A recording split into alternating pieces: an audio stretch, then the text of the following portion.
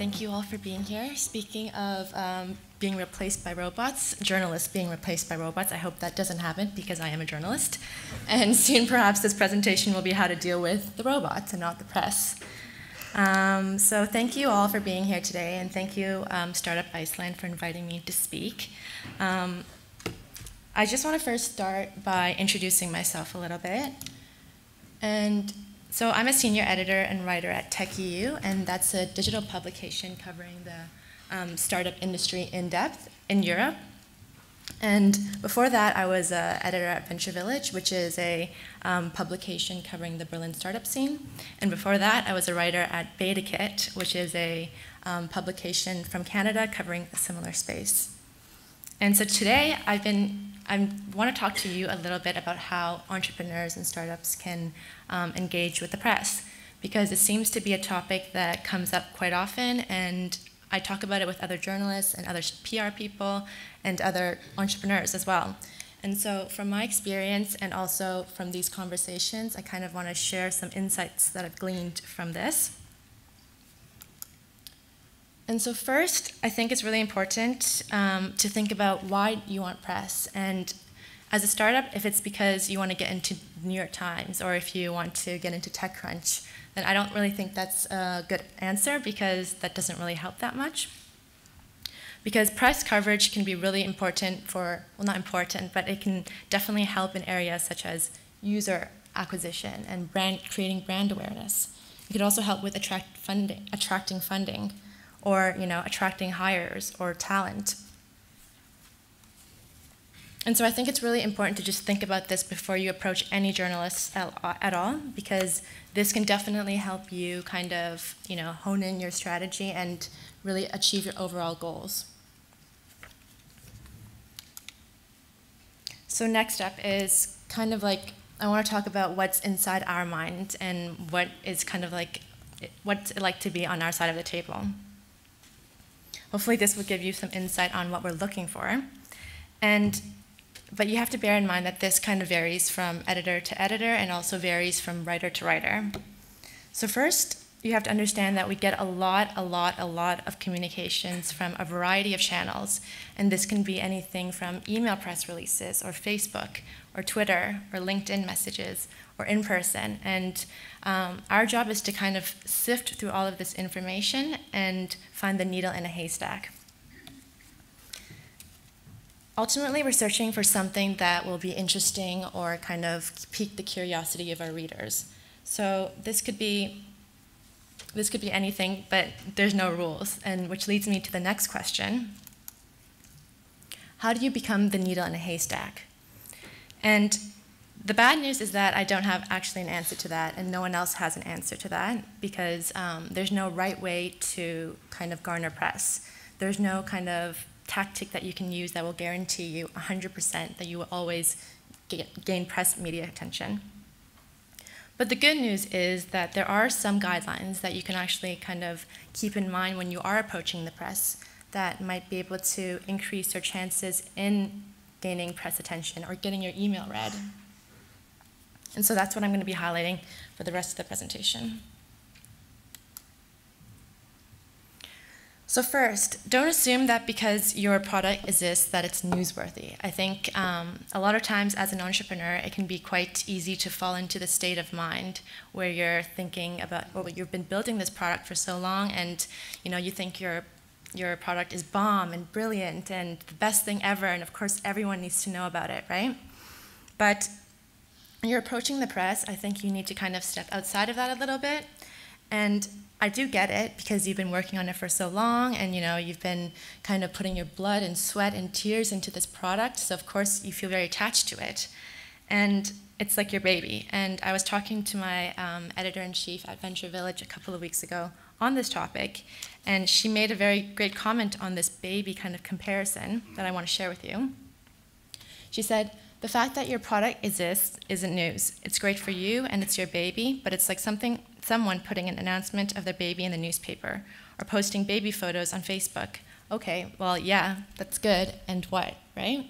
So kind of when you're approaching the press, think about why other people other than your team should care. So think about the next thing, what you should do is put your product or service into context when you're approaching a journalist, whether that be through email or in person. And a lot of this is related to being able to articulate how you're problem solving and how this kind of all matters in a bigger picture. So think about things like, how big is the market you're operating? What is its value? Do you have any additional research or survey results, or user numbers that we can reference from, and that is like concrete information? On that note, what makes you different from other competitors that are playing in this space? And why is it relevant now, you know? So another aspect of that is also like what Keith said, creating a compelling story. So this means kind of just bringing a human touch to it. And if you need help with that, you know, you should definitely hire maybe like a marketing expert or a PR person to help you craft a narrative that's actually compelling, because it makes a big difference and can go a long way. But whatever you do, I think when you're crafting a story, it's very important to keep it clear and concise, especially when you're making that first contact to the press, because we don't really have time, going back to that point that we receive a lot of communications, we don't have time to be, you know, reading your novel founding story. At least at first contact, keep it kind of short and sweet, you know, lean and impactful, and yeah, you get the point. And yeah, so the next point is, don't mass send generic pitches to journalists and then expect a response, because you won't get many responses. As I said before, and I'm going to stress this again, editors and writers get a lot of communications from various channels, and so we've kind of developed a mechanism to deal with this and to filter out what's important and what's not. And the fastest way you can end up in a trash can is by, you know, sending a generic, boring email that's filled with buzzwords like game-changing, revolutionary, innovative, disruptive, because, you know, everyone's describing themselves like that, and you're just going to end up in this blob of startups that are describing themselves like that. And what you want to do is really just stand out somehow. And so on that note, when you're actually approaching the press through email or something, don't be too formal. So I would avoid things like "Dear Madam" or "Sir," because that shows me that you haven't really even tried to learn my name. Similar to that, "To whom it may concern," don't do that. One time I actually got "Dear Master Web," which was kind of cool, actually. I was like, oh, cool. But no, don't do that either, because it won't work. This is how I responded to that. I basically tweeted it about on Twitter and then deleted the email, so it's not worth trying that. Instead, what you should do is kind of get to know the publications that you're trying to get into. And it sounds simple, but this means things like, you know, actually reading the publication and, you know, thinking about what they stand for, what audience are they trying to target? Is it tech enthusiasts, or is it general public, you know? And do they focus on certain markets or industries? It's also important to reach out to the right journalist. So at TechEU, we have two editors, the editor-in-chief and me. So we don't really have a specialty in anything, but other publications have, you know, like a roster of writers, and they might have, you know, one person covering fintech or one person covering enterprise software. So make sure that, you know, you find the right person who's operating in your industry and reach out to them. And so once you've actually done all the homework with getting, you know, the research done for a publication and the journalist, you have to tailor your pitch accordingly. And, you know, this makes a big difference, because it actually shows us that you're making an effort and you're actually trying. And so the last point I have before I wrap up is, do build relationships and be personal with the press when you're approaching them, especially. And by building relationships, I mean kind of starting building relationships way before you even need press coverage. And this will have your name at the back of our mind, and so when you actually do need press coverage, we might be more willing to, or we might write about you more easily because we kind of seen you on Twitter or, interacted with you before. And so you can build these relationships in a variety of ways, but you can be creative as well, but you can do simple things like commenting on articles with an interesting perspective, or, interacting through Twitter in a polite and professional manner. Or even just approaching, a journalist in person at an event, but being brief and not being too clingy.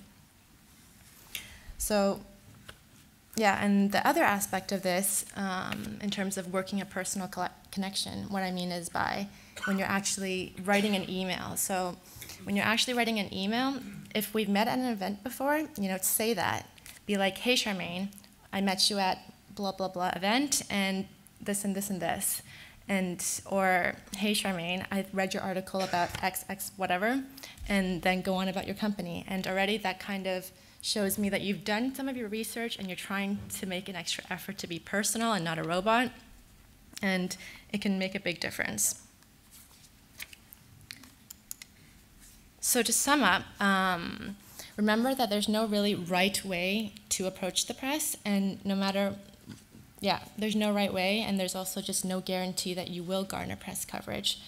And that actually each journalist and writer is different and they have their own preferences, but there are guidelines that can help improve your chances in gaining press coverage or getting your email read, and these are the ones that I mentioned before. I'm not going to go over them again, but yeah, and thank you. And so if you have any comments or questions, feel free to reach me at any of these channels and perhaps maybe even use some of the things that I've mentioned today. And feel free to approach me afterwards as well. Thank you.